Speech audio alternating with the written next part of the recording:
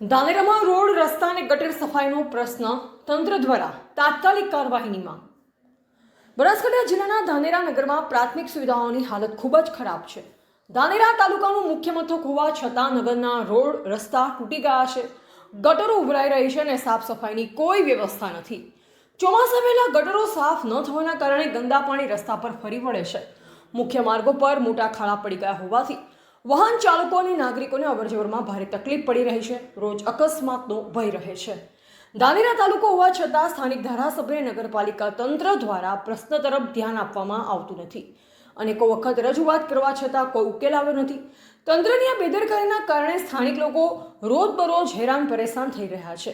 ધાનેરા નગરના રોડ રસ્તાનું સમારકામ તાત્કાલિક ધોરણે કરવામાં આવે, બંધ પડેલ ગટર લાઈનો સાફ કરી નવીન ડ્રેનેજ વ્યવસ્થા કરવામાં આવે, નગરમાં નિયમિત સફાઈની કાયમી વ્યવસ્થા ગોઠવવામાં આવે તેવી અમારી વિનંતી છે.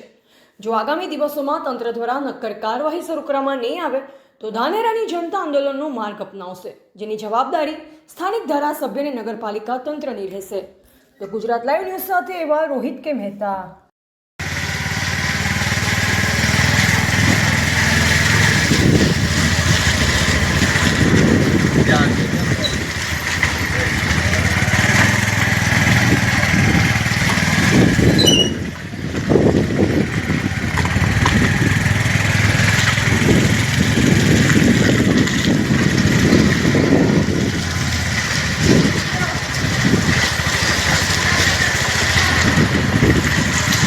Natal to ulit ba na ulit